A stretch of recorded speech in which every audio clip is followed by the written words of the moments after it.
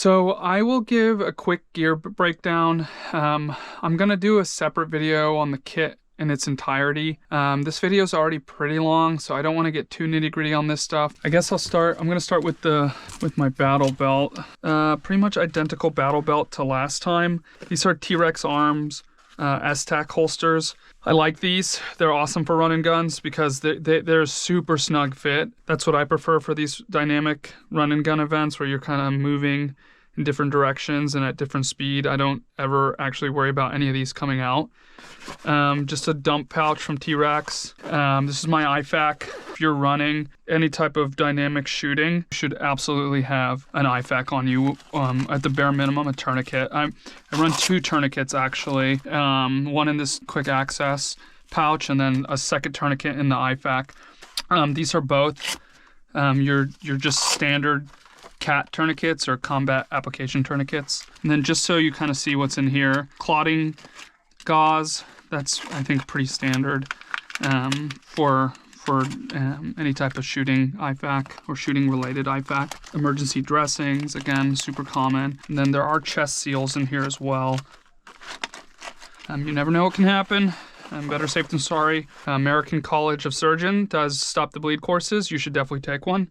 I definitely did. If you're gonna run this stuff, you should know how to use it. Safariland holster here, probably the most common type of holster on the market. It's a level 3 retention holster. I need that extra level of retention because I do these running guns, meaning it's retained by the Kydex itself, and then it's retained here by a knob that goes against the ejection port. So you can't actually remove the handgun without disengaging the retention lock right here with your thumb. And then here's the last level of retention up here.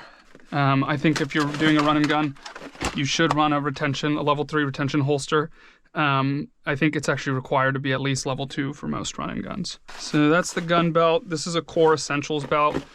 It's been great. I love it. This was the first time I ran a backpack for a run and gun. I needed a backpack because I needed to have water because the overall course length was 5 miles. You definitely should pack water. This is a liter pouch in here. But the backpack itself is just a Haley Strategic. I shouldn't say just. This is one of their limited edition packs. I had to go with it because M81 camo.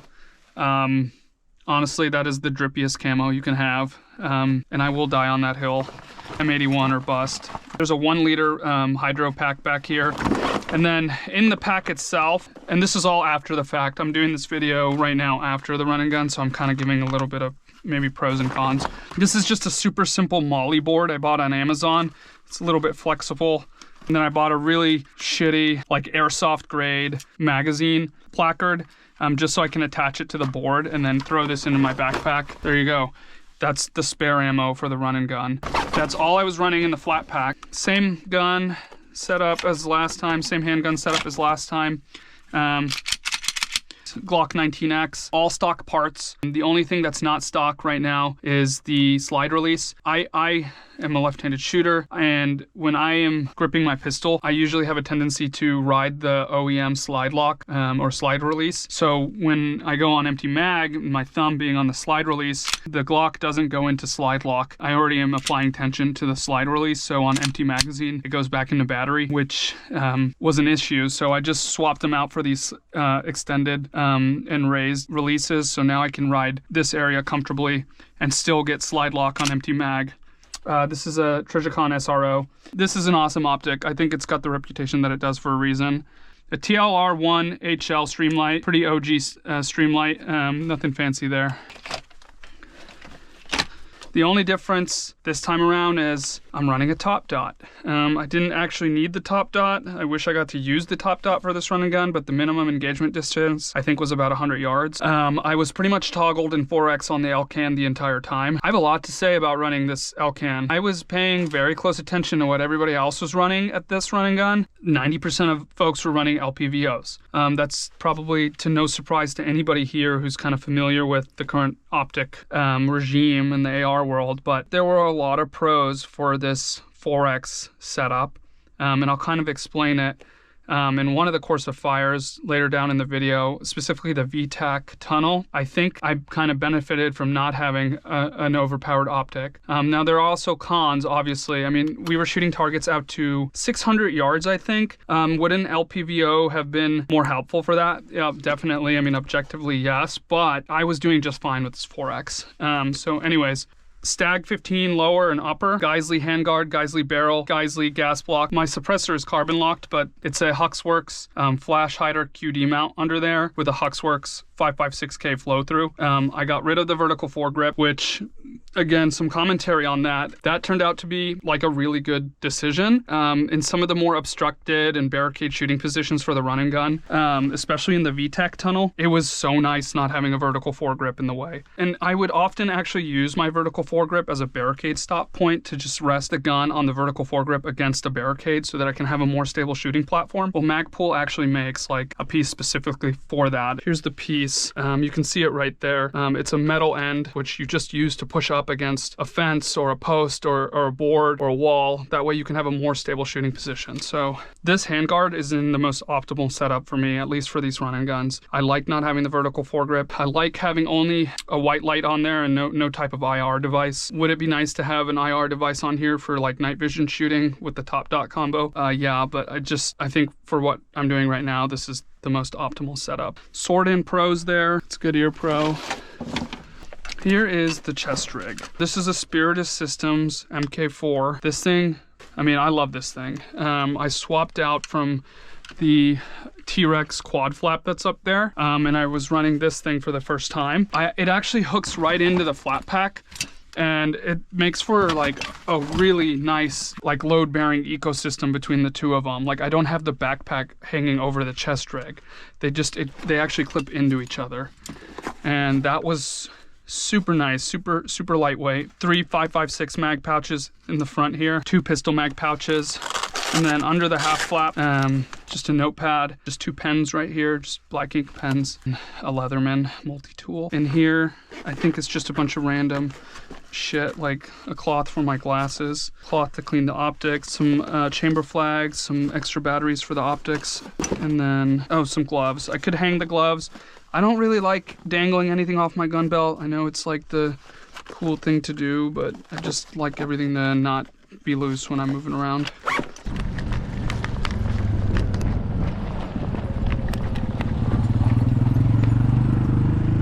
So this run and gun was hosted by Old 18 Defense. These guys are super prominent organizers in the state of Texas. They host events all over the state. They know what they're doing with respect to run and guns. They have nailed every aspect of the run and gun down, from the scoring to organizing to picking where to host it. These guys are awesome. I actually participated in the 2026 season opener. I'm addicted to this competition sporting type of shooting. I'm never going to be shooting at a bench ever again. It's like, why own an AR or handgun if you don't know how to use them while you're fatigued? I think that is an incredibly important way to learn how to shoot. I think blending athleticism with shooting is amazing. I think that fitness trumps any type of shooting ability, because if you need to exert yourself and you don't have that cardiovascular fitness, then your shooting's going to be dog shit. And it really opened my eyes up to the fact that it is dog shit if you're not athletic.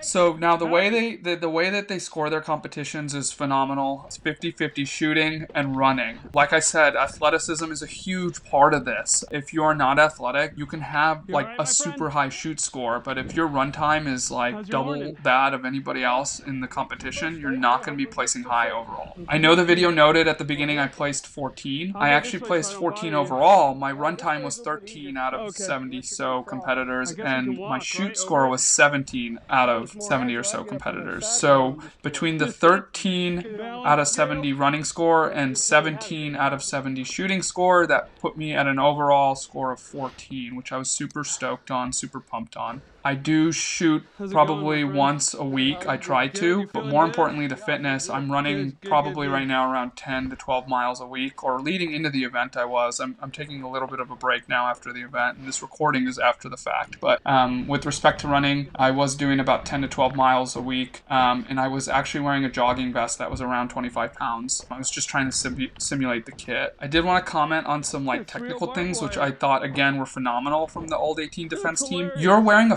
fob bracelet the entire time, and so when you start running, the fob gets cracked, right? So they start your timer by tagging your fob. When you get to a shooting course or a course of fire, you tag your fob in, and it stops your total run time. So from there, when you're actually doing the course of fire, you're on a shot clock. You have 3 minutes to finish the course of fire, or whatever the set amount of time is for that specific course of fire. If you don't finish, you get a DNF, and you'll see me actually DNF one of the stages, and I'll kind of explain what happened. A DNF is like a total, like, you don't get any points, you actually get negative points. I think it's like minus 25 points on the weighted scale. If you DNF a stage, it's a huge hit to your shooting score. If you finish it, your score is basically weighed against how quickly you finished the course of fire. So it is prudent to kind of move with speed through the course of fire. At bare minimum, you should finish a course of fire, because if you don't, you get a huge penalty. Now, once you're done with the course of fire, you fob back in to your race, and then that way, when you're running from course to course and through the entire run and gun, you're not being penalized for like catching up to guys in front of you and having to wait. Like your run time is not just running while you're waiting in a queue to start the course of fire, which they nailed this. It's like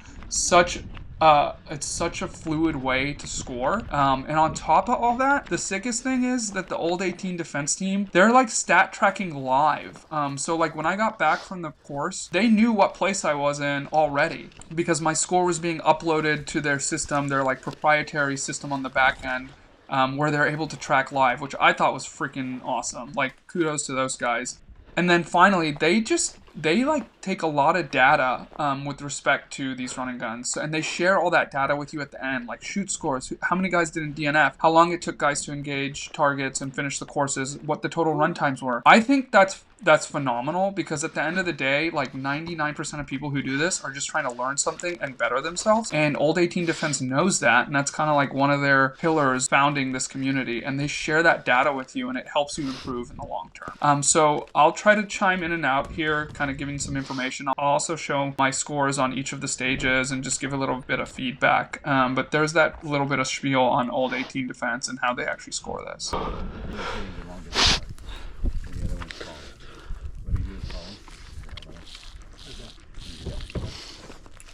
Any practice on that stuff?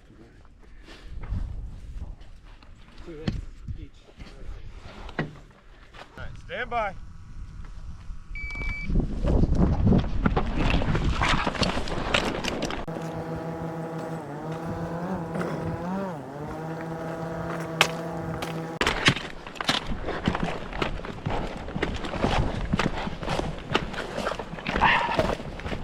There, go!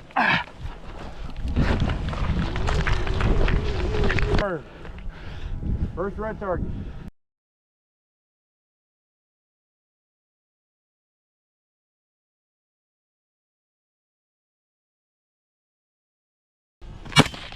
Hit!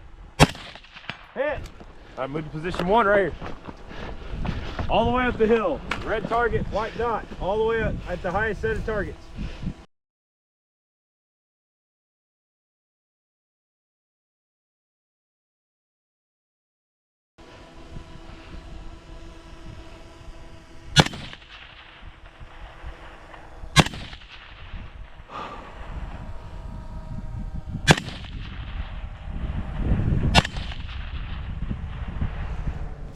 No call.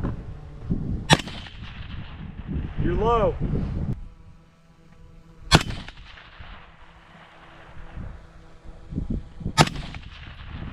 Hit! Hit! All right, move to 2.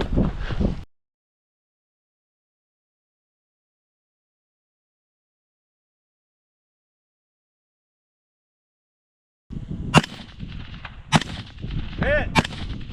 Hit! Move to 3.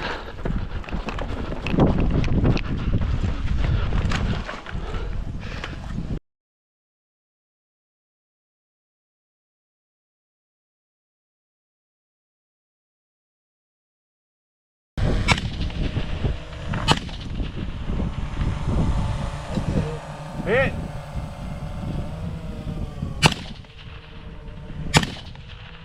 Hit!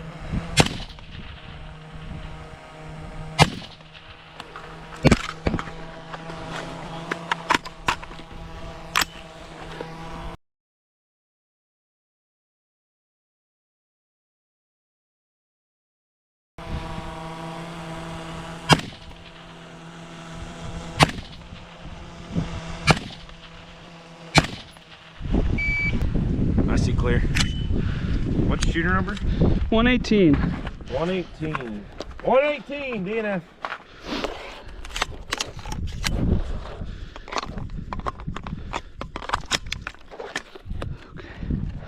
Thanks, guys.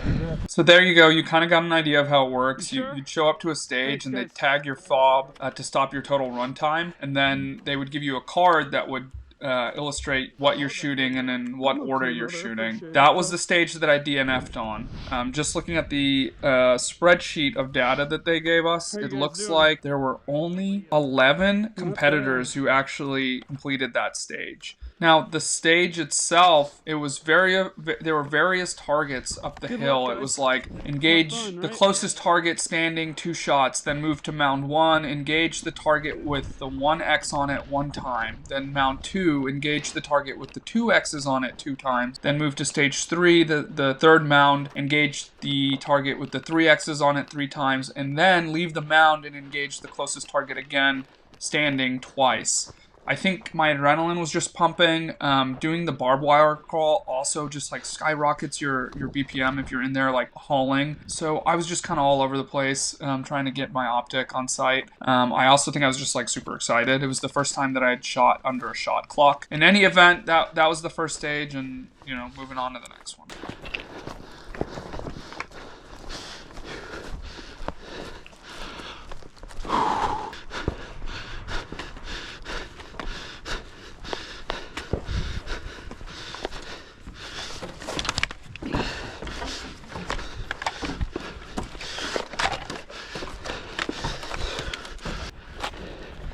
You good, buddy? Yeah. Okay. Yes, sir.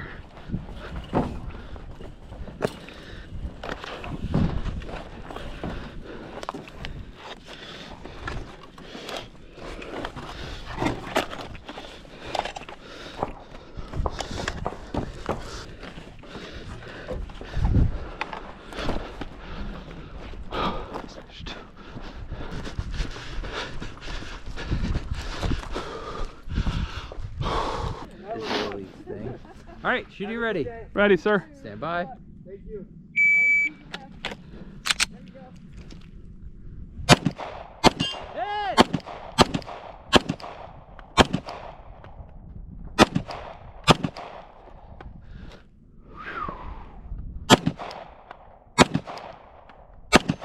Hit! Hit! Hit! Third. First ball.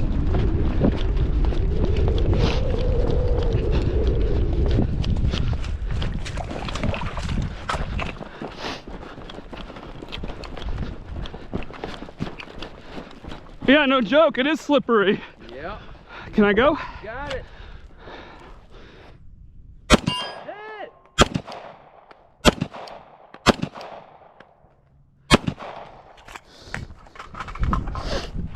Aim towards base. Hit!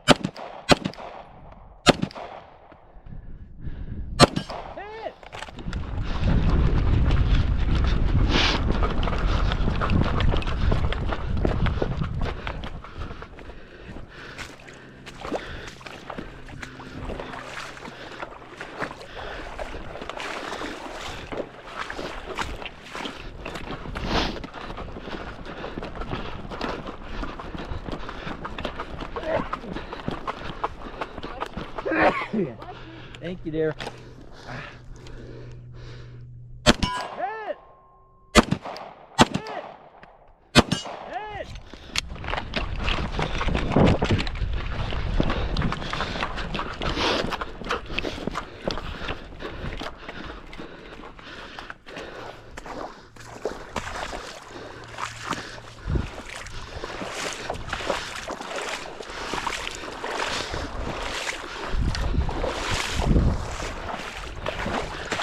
Fucking cold.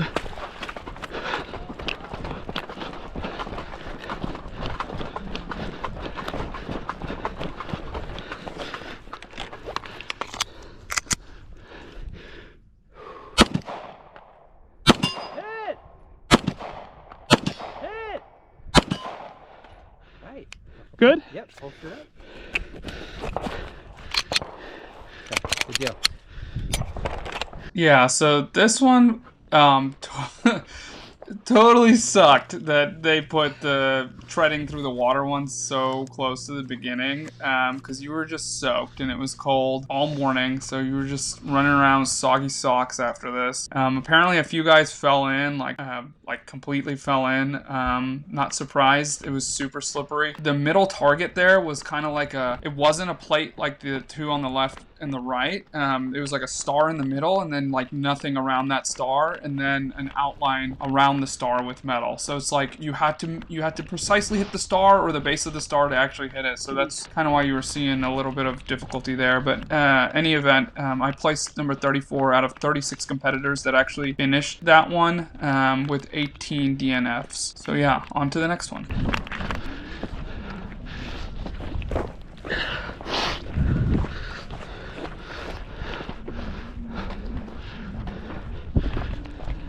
Trying to get my balance. Yeah, that shit is deep, man. Yeah. I was the first runner on Friday, right? And I got there and I'm like, okay, this is pretty fun. But after I went around the third pole, I came back and they asked me how the stage was, and I was like, somebody is going. Someone's going in. I think They said so. 3 to 4 people fall off. Yeah, exactly. He told me the same thing. Somebody lost their phone. Oh She no. was telling me. Yeah. I love it. All right, shooter, are you ready? Yes, sir. Stand by.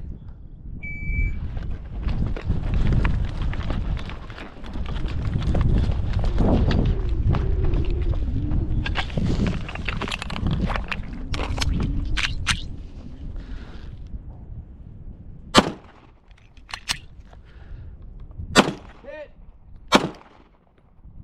Hit. Hit.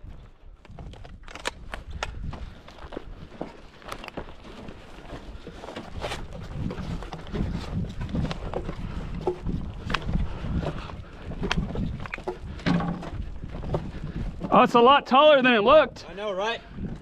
Ready to go airborne? Right this way. Okay. Take your time. Whew. Circle target. Strong hand only, right? Yes. Can I brace on this or no? You're good. Yes, Strong yet? hand only. Okay. Let me stop. Hit. All right, red, all the way out. I'm gonna stand on your left. Yes, so I sir. can see, okay?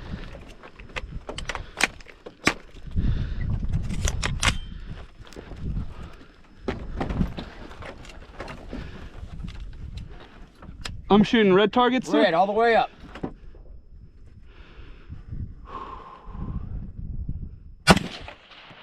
Right down here, see the square? Yes, sir, I do. Okay. You gotta drop down. Look down, right here. Oh. Damn, okay. Hit. Now back up. Hit.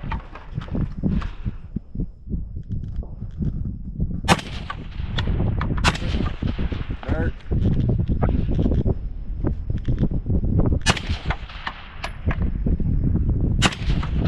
High. Hit. Go up and to the right. Red? Yes.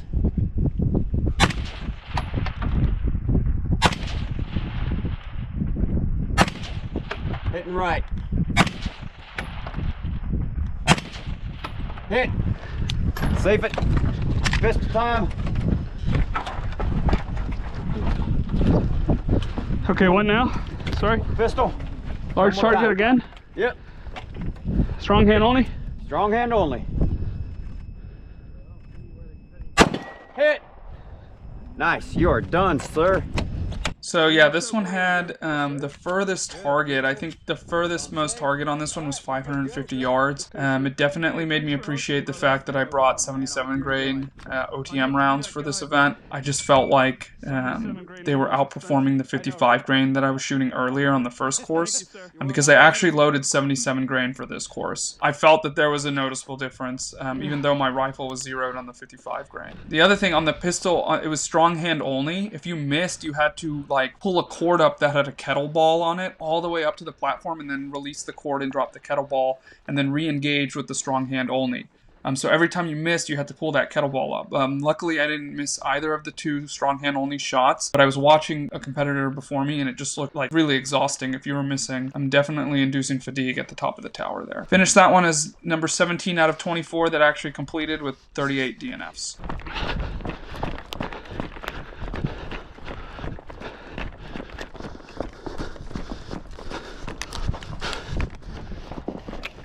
All right, you ready? Yeah. Oh, to the yeah, keep going to the yellow. Can't shoot to the yellow. All right, there you go. All right.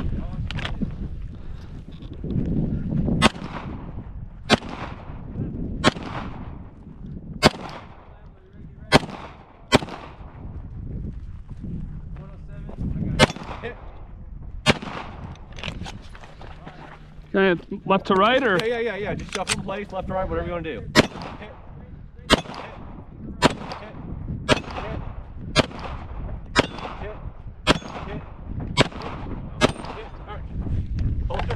Alright, let's go. Around.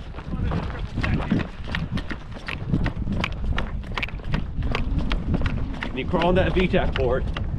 That VTAC tunnel. Right here? Yeah, either side. Oh, crawl in. Crawl in. Left side or right side, whatever you want to do. Probably left-handed, so this side. Yeah. You got to shoot. Okay, so this is the VTAC tunnel that a lot of competitors struggled with. I think I had a couple pros going for me here. I didn't have a vertical foregrip on my rifle. I think that was a big deal. I think if you were trying to navigate each VTAC shooting hole, not having a vertical foregrip in the way made a pretty big deal to get your rifle in through the VTAC hole and then start engaging targets. Another pro, which I kind of alluded to at the beginning of the video, I think the 4X Elcan kind of shined here. It was really hard to PID or positive ID the targets in this tunnel. And I think going in with just 4X and not being overpowered past 4X helped me find the targets a little bit more quickly. But on top of that, I think that just the overall like profile of the Elcan being a little bit shorter allowed me to kind of get the gun more maneuvered up against the VTAC hole. Because I actually had to collapse the stock completely. And on the last VTAC hole, I was shooting off angle shooting, which you don't know what that is. All modern crosshairs will have holdovers on them for, you know, a second crosshair, a third crosshair below the first primary crosshair, indicating where to shoot at 200 meters or 300 meters. When you're off angle shooting, you know, the gun is no longer sending rounds down the crosshair because you're now shooting the gun sideways. So your holdovers are completely messed up, or at least they're not reflected on the optic holdovers. So I just think that between not having a vertical foregrip and having a lower profile optic plus a lower magnified optic to help PID, I think I just kind of had a couple pros with respect to the setup that actually helped me complete that course. Through 3 different ports. Roger that, sir. Make ready in there or here? Yes, sir. Make ready in there. Oh. Hit. Okay. So now go to the right. I see it. Okay. Hit. Now go to different port. Safe. Different port. Oh, shit. Now do that 2 more times. Do this forward 1 more time. Can I go here? Yeah. All right, same targets? Yeah, exact same target. Okay, understood. Hit. Now got that far one. Hit. Safe. Do another port. Unsafe. Come on, you bitch.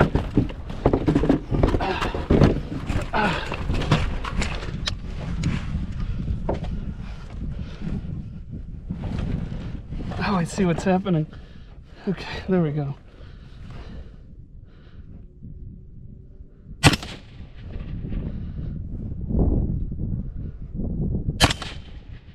Hit. Far one.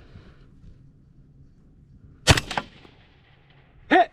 Clear? Yeah, you're clear. Woo. It's all safe? Yep, unsafe, Okay, sir. Yep. Woo, you did it, man. You're the first. You don't have to hold. Yep. Take a right. Thanks, Poppy. All right, bro.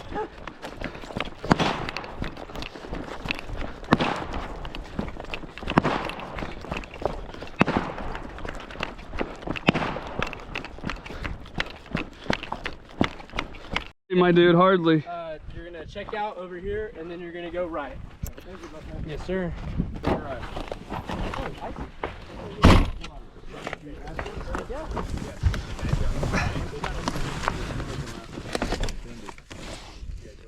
Hey, water's water. It doesn't matter where it came from. Is it a white target or what?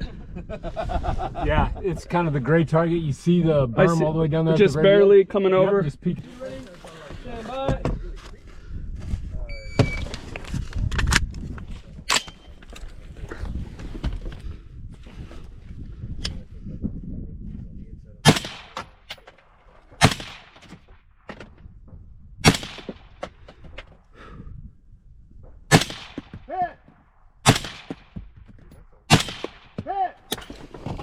Safe on. Unsafe.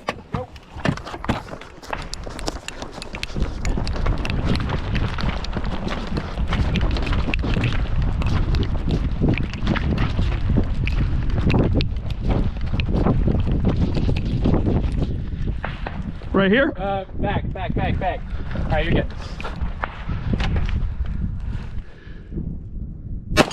Hit. Hit. Hit. Hit. Hit.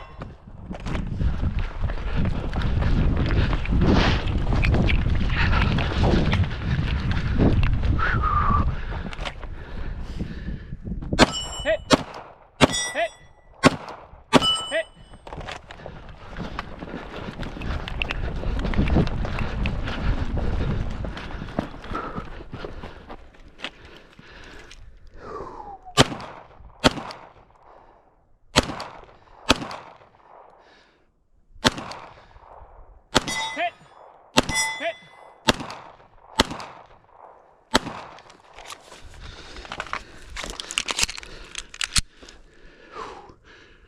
Hit.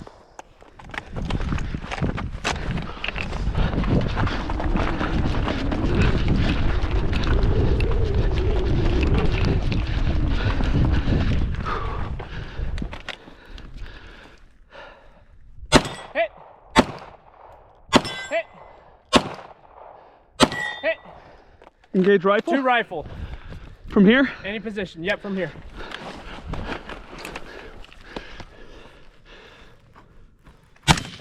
Hit. Hit. That's on. Safe. Good stuff. Drop and show me clear. Nice. That was cool. You shot a 12915. Okay. Very nice. Thank you, sir. Yes, sir. How's your day going? It's going good, man. I'm starting to warm up a little bit. I hear that, dude. In the quad. That way, sir? Yes, sir. Down that Hey, good luck, guys. Thanks, you too.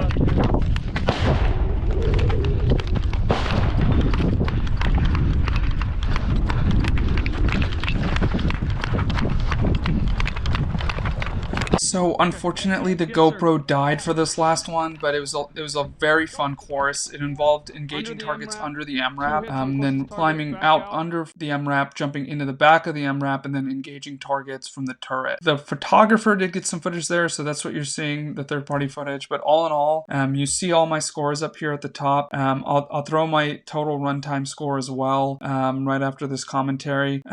Outstanding event. The Old 18 defense team is amazing. Everybody is super nice, super helpful, super thoughtful. If you're thinking about doing one of these events and you've never done something like this, you should just do it. Get yourself, decently fit from a cardio perspective and just send it, because it's such an awesome event. You're going to learn so much about yourself and about how you shoot under pressure and under fatigue. So all in all, big shout out to Old 18 Defense. And yeah, if you get the chance to do it, you definitely should, guys.